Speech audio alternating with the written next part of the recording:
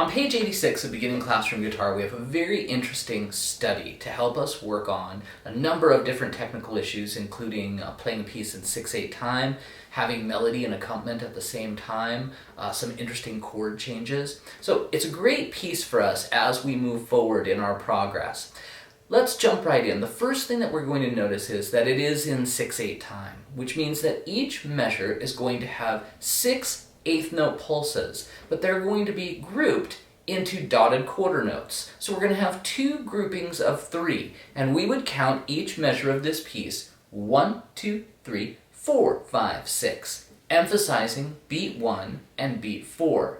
And as we can see, there's always a melody note on beat 1 and beat 4. So that helps us out to accent those beats.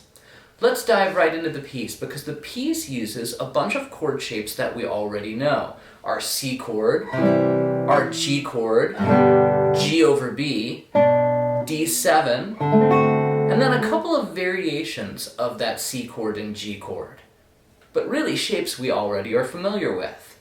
So let's start out, and we're going to start looking at each half measure, at each dotted quarter note. So for the first dotted quarter note of the piece, we just have our old friend, the C chord. And you can see the bass, the stems down, have a nice little arpeggio.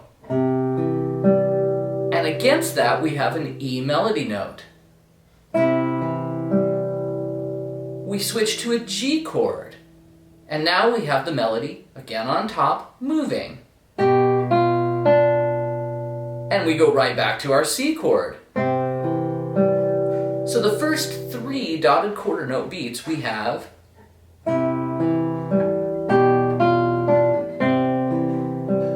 we stay on our C chord and have a grace note. A grace note is a quick pull off, and in this case we're going to pull off from our 4th finger on D to our 1st finger on C. If I do it without the bass note, we have this. When we add the bass note,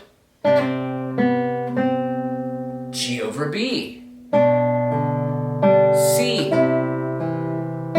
G, G over B. So the whole first line.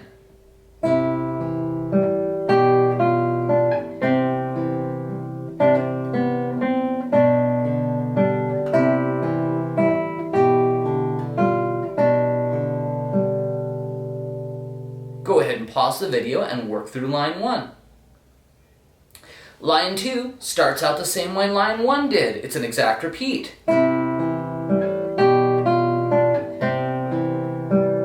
Now we change. We still are on our C chord, but our melody moves. D7, still D7 with a low F sharp, resolving to G. Line 2.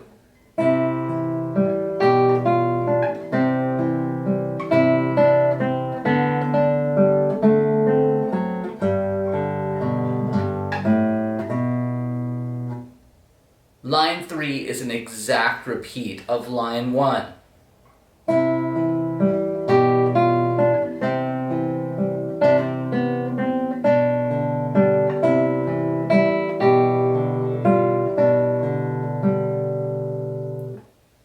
Line 4 continues this same way of thinking, and in fact we have so many repeated chords. We start out line 4 with our C chord. The right hand pattern changes. We go E, B, C as our melody.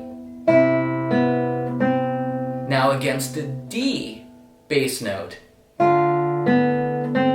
Now we have the top part of a C chord with a G on top. Now a little D minor chord. A variation of a C chord. G chord. C chord.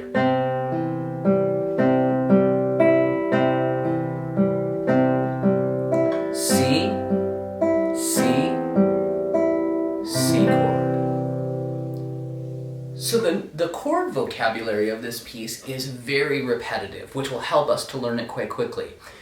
As you notice, the 8th note pulse remains continuous throughout the entire piece. And what that means is we have to really be certain that we're confident with our right hand pattern. I would break the parts into their two separate voices. I would practice playing just the top line from the beginning.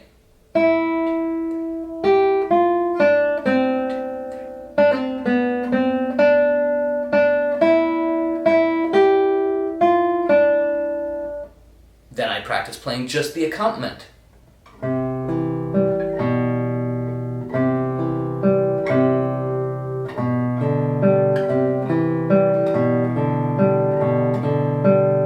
And you can do this for the entire piece. And then when you put the voices together, you have the full texture with melody and accompaniment.